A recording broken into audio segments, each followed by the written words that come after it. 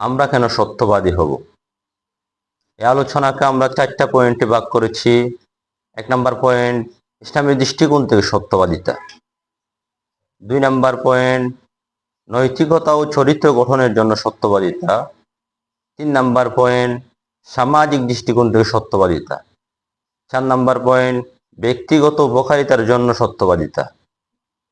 1 নম্বর point যেটা, ওটা অত্যন্ত গুরুত্বপূর্ণ, কারণ আমরা মুসলমান, আমাদের জীবনের প্রতিটি কাজের সমাধান হবে ইসলাম।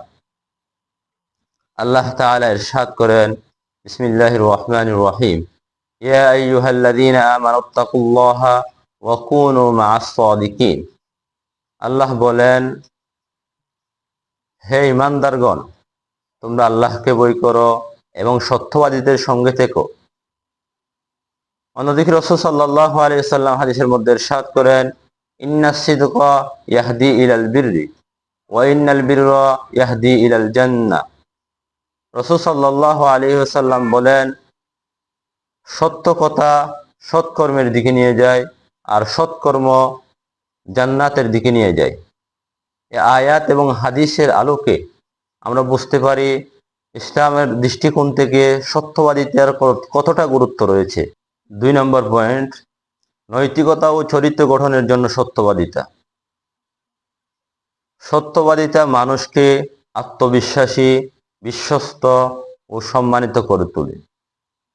এর বিপরীত মিথ্যা বলা ক্ষণিকের সুবিধা দিলেও দীর্ঘমেয়াদী বিশ্বাস হারিয়ে ফেলে। 3 নম্বর পয়েন্ট, সামাজিক দৃষ্টিকোণ থেকে সত্যবাদিতা।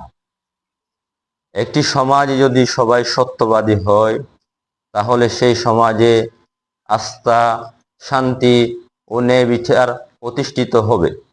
এর বিপরীত মিথ্যা সমাজে অবিশ্বাস, দাঙ্গা ও অনৈতিকতা তৈরি করে।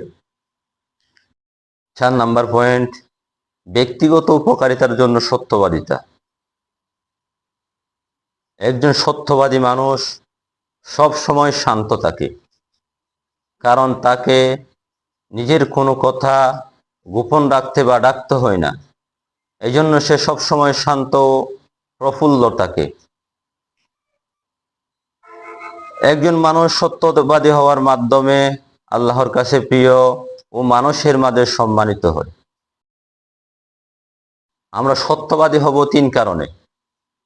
1 নম্বর কারণ, মহান আল্লাহ তাআলা ও রাসূল সাল্লাল্লাহু আলাইহি ওয়াসাল্লাম আমাদেরকে সত্যবাদী হতে আদেশ করেছেন।